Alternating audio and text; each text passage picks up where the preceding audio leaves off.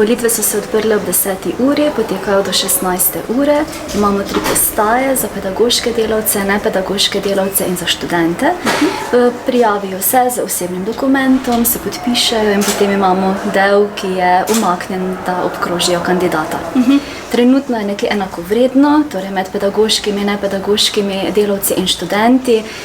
Zaenkrat torej dokaj nizka udeležba sicer, ampak pričakujemo, da je nekje po 12. uri obisk večji. Da se študenti ne zavedajo svoje moči.